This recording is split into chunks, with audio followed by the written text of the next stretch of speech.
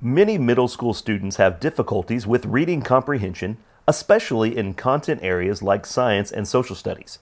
As a result of the Middle School Matters initiative, Lee Middle School in San Angelo, Texas decided to implement a research-based strategy that teaches students to generate questions during and after reading.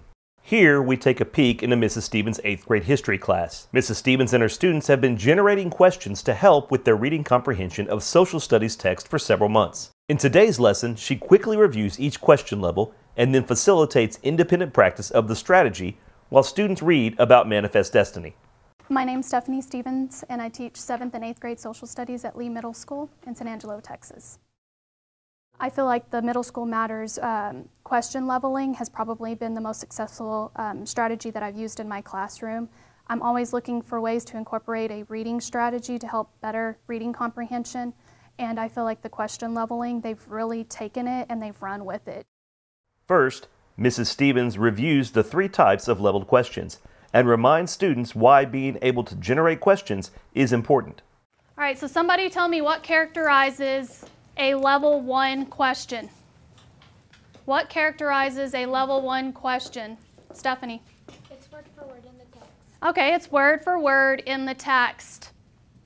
The easy go-to, right? You can put your finger on it and it's right there. They've taken a sentence and they've flipped it into a question. What characterizes a level 2 question? Amanda? Putting stuff together. Okay, putting stuff together. Who can word that a little bit better? That's not bad. You're right. It's putting stuff together, but what are we putting together? Devin? The answer is usually in one or more places. Okay, the answer's in one or more places. So you're taking that information and you're weaving it together either by drawing a conclusion, comparing and contrasting. Somehow you are putting that information together based on what you've read. Level 3. Those are easy to identify usually after you've read a text, but what characterizes a level 3? Bailey? You have to use your prior knowledge. There's something within the question that they're assuming you already know. It never mentions it in the reading passage, okay? Somebody tell me, why is it important to know the different levels of questions when you're reading and you're answering questions? Why is it important to know the different levels? Why do we even do this? Colby?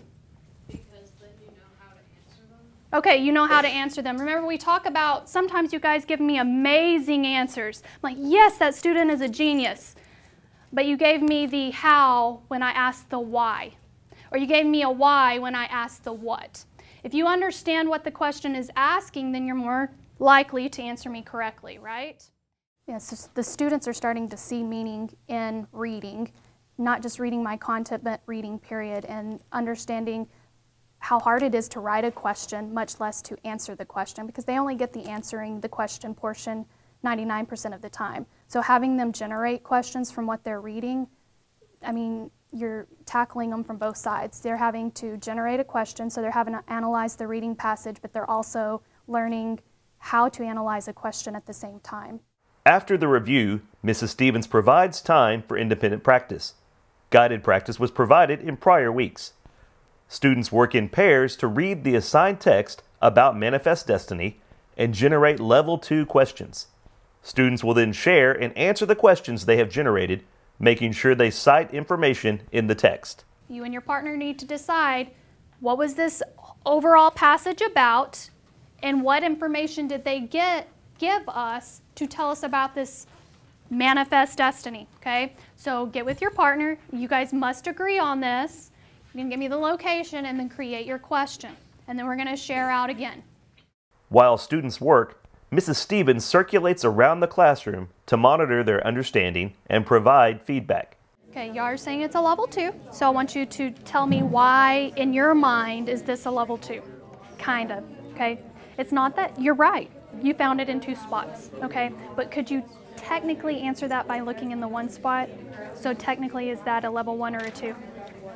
A level 1. So maybe you can take that information and come up with a better question, okay? All right, so let's come together and let's share some of our generated level 2 questions. Why did the expansionists want to expand further west? Okay, why did expansionists want to expand further west? That's the same question Dustin asked, right? Just different wording. That's good that you are drawing that conclusion from the reading passage, right? Everybody's questions are going to be similar with just a little bit different vocabulary and wording, right? Because ultimately this is what the passage is about. All right, so we're going to stop there. I'm not going to have you write a level 3 today. When students learn how to ask questions about what they read, they understand and learn more from text. This is especially helpful for content areas like science and social studies, where text is more complex and contains academic vocabulary. Moreover, research has demonstrated that question generation improves the achievement of students in all ability levels in grades 4 through 9, including students with learning disabilities and English learners. In the coming weeks, students will continue to practice generating level 2 questions until they can do so independently. Mrs. Stevens will then move on to guided and independent practice with level 3 questions.